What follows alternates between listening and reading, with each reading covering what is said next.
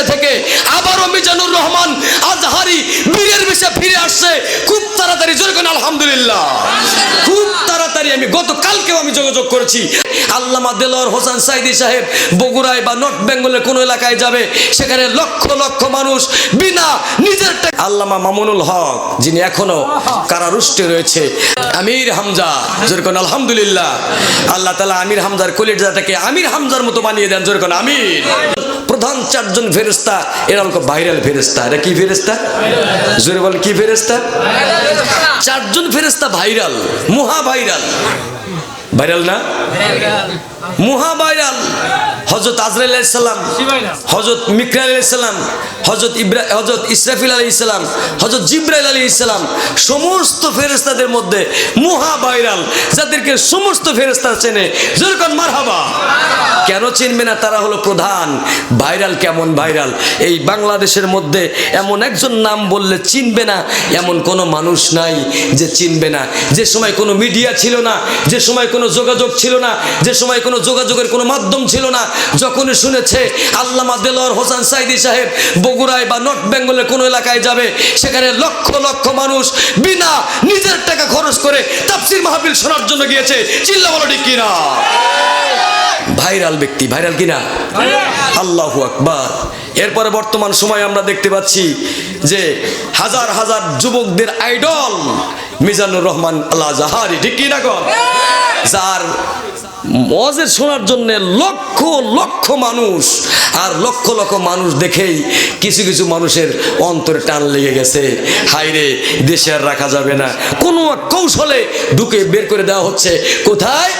বাংলাদেশ থেকে যাও মালয়েশিয়ায়, মালয়েশিয়া থেকে আবারও মিজানুর রহমান আজহারি বীরের বেশে ফিরে আসছে খুব তাড়াতাড়ি। জোরে কোন আলহামদুলিল্লাহ।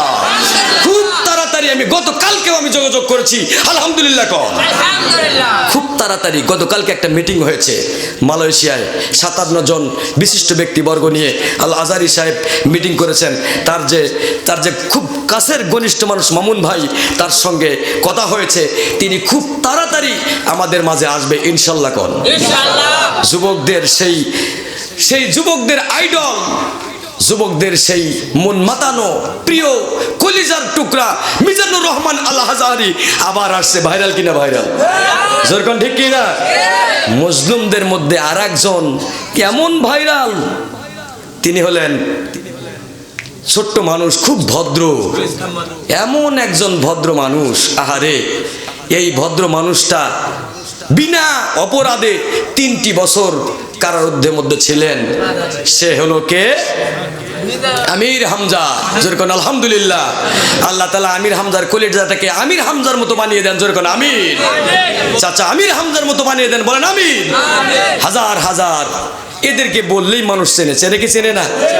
আছে রয়েছে আমাদের একদম ছোট মানুষ, আরো ছোট, যারা সবাই যাকে চেনে, কিন্তু আগুনের গোলা, এমন একটা আগুনের গোলা আছে না? আগুনের গোলা রফিকুল ইসলাম মাদানী, নাম শুনলেই বাতিলের আতঙ্ক। চিল্লা বলো ঠিক কিনা?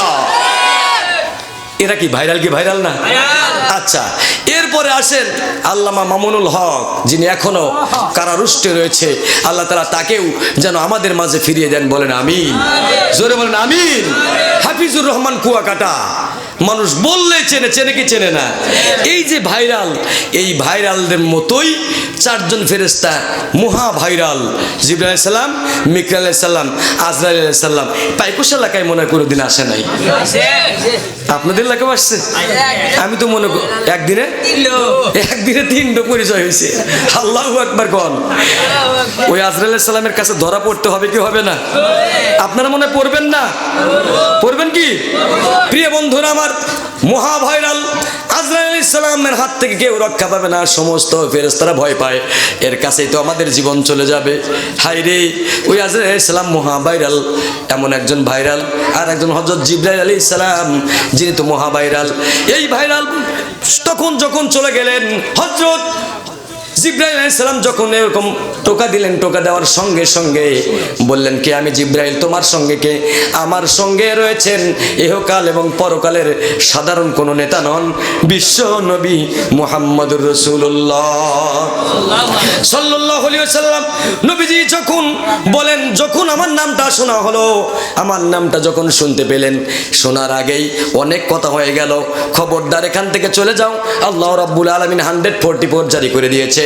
যদি এই অবস্থায় যদি তোমরা কেউ থাকো, সিসি ক্যামেরা দিয়ে আল্লাহ তাআলা ভরপুর করে দিয়েছে। কোন ফেরেশতা যদি বিনা কারণে এই এলাকার মধ্যে আসে, সরাসরি জাহান্নামে ফেরেশতারা টান দিয়ে জাহান্নামে ফেলে দিবে। নাউজুবিল্লাহ।